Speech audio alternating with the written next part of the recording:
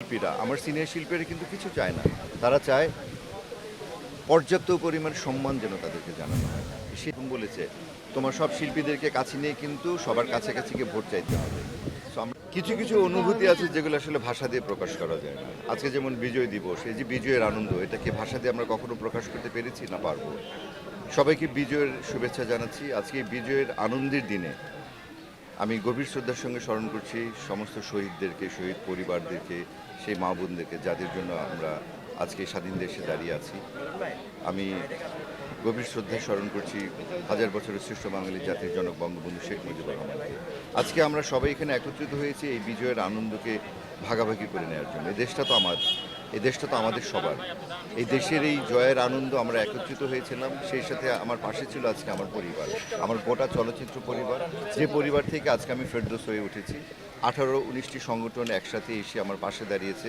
তারা আমাকে আজকে যে সাহস দিয়েছে, যে শক্তি দিয়েছে, আমার মনে হয় ইনশাল্লাহ মাননীয় প্রধানমন্ত্রী যে আস্থা এবং বিশ্বাস রেখে আমাকে ঢাকা 10-এর মতো গুরুত্বপূর্ণ আসনটির দায়িত্ব দিয়েছেন, আমার এই চলার পথের বন্ধুরা, আমার পরিবার যদি আমার পাশে থাকেন, যেভাবে আমার ঢাকা 10-এর সমস্ত নেতাকর্মীরা আমাকে মানে সহযোগিতার হাত বাড়িয়ে দিয়েছেন, এবং প্রত্যেকটা মানুষের কাছে যখন যাই, তারা এতদিন নায়ক ফেরদৌসকে ভালোবেসেছেন পর্দার নায়ক হিসেবে, বাট এখন কিন্তু তারা আস্তে আস্তে ভালোবাসছেন মাঠের নায়ক হিসেবে।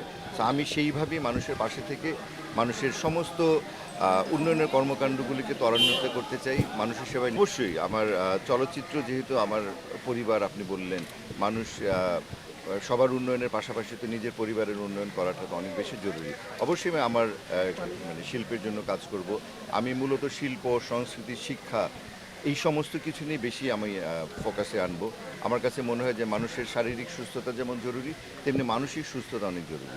আর মানসিকভাবে একটা মানুষ তখনই সুস্থ হয়ে উঠতে পারেন যখন সে ভালো ভালো বিনোদনের কাজ দেখবে, দেশের গঠনমূলক কাজগুলি দেখবে, যেগুলিকে আস্তে আস্তে মাননীয় প্রধানমন্ত্রী যেভাবে আমাকে স্মার্ট বাংলাদেশের দিকে এগিয়ে নিয়ে যাচ্ছেন, আমি চাই আমাদের পরবর্তী জেনারেশন যেন স্মার্ট জেনারেশনে রূপান্তরিত হয়, এবং আমাদের আগের যারা আছেন তাদেরকে যেন আমরা যথার্থ সম্মান এবং শ্রদ্ধা করতে পারি।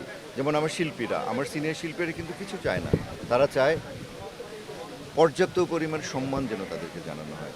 সেই জায়গায় আমাদের যে শিল্পী সমিতির এখনকার যে কমিটি আছে, কাঞ্চন ভাই, নিপুণ সহ আমরা কিন্তু সেটা বরাবর চেষ্টা করে এসেছি যে একটা শিল্পীর পাশে থেকে তাকে কীভাবে শ্রদ্ধা এবং সম্মান জানাতে হয়। তো এইগুলি মাথায় নিয়ে, এই শিক্ষাকে সামনে নিয়েই কিন্তু আমি সবাইকে নিয়ে একসাথে সামনে পথ চলি। নিয়ে আজকে সকালেও কথা হয়েছে। আজকে সকালে যখন আমরা 32 নম্বরে শ্রদ্ধার্ঘ্য নিবেদন করতে যাই, তখন মাননীয় প্রধানমন্ত্রীর সঙ্গে দেখা হলো। সে কিন্তু আমাকে তখন বলেছে, তোমার সব শিল্পীদেরকে কাছে নিয়ে কিন্তু সবার কাছাকাছি গিয়ে ভোট চাইতে হবে। সো আমরা 18 তারিখের পর প্রতীক বরাদ্দের পর আমরা ভোটের মাঠে নামবো। আমি আশাবাদী আমার সব শিল্পী বন্ধুরা এবং আমার যারা মাঠ পর্যায়ের যে কর্মীরা আছেন, নেতাকর্মীরা আছেন, আওয়ামী লীগের বিভিন্ন অঙ্গ সংগঠনের, যুবলীগ, ছাত্রলীগ, সেবক লীগ থেকে শুরু করে আওয়ামী লীগ কেন্দ্রীয় কমিটি যারা আছেন, সবাইকে সাথে নিয়ে এবং আমাদের এই শিল্পীদেরকে সাথে নিয়ে, পাশে নিয়ে একটা মেলবন্ধু তৈরি করে আমরা মানুষের দোরগোড়ায় পৌঁছে যাব। তাদেরকে বোঝাবো দেশের উন্নয়নের কথা, তাদেরকে বোঝাবো যে বিশেষ করে যারা নতুন ভোটার, তাদেরকে বোঝাতে হবে যে তোমার জীবনের প্রথম ভোটটা যেন হয় মুক্তিযুদ্ধের সপক্ষে শক্তির প্রতি। সো এই যে দেশের উন্নয়ন, এই যে অগ্রগতি, এই সমস্ত কিছুর জন্য আমাদের নৌকার কোনো বিকল্প নেই। সো নৌকাকে সাথে নিয়ে, পাশে নিয়ে আমাদেরকে আমাদের অভীষ্ট লক্ষ্যে পৌঁছে যেতে হবে। এভাবে যদি আমার বুঝাই, তবে আমার মনে হয় যারা আওয়ামী লীগ করে তারাও ভোট কেন্দ্রে আসবে, যারা আওয়ামী লীগ পছন্দ করে না তারাও ভোট কেন্দ্রে আসবে। আমরা চাই অবাধ, সুষ্ঠু, সুন্দর একটা নিরপেক্ষ নির্বাচন, কারণ এই নির্বাচনের দিকে সারা বিশ্ব তাকিয়ে আছে। আমরা সারা বিশ্বকে দেখিয়ে দিতে চাই যে আমরা কি না করতে পারি। আমরা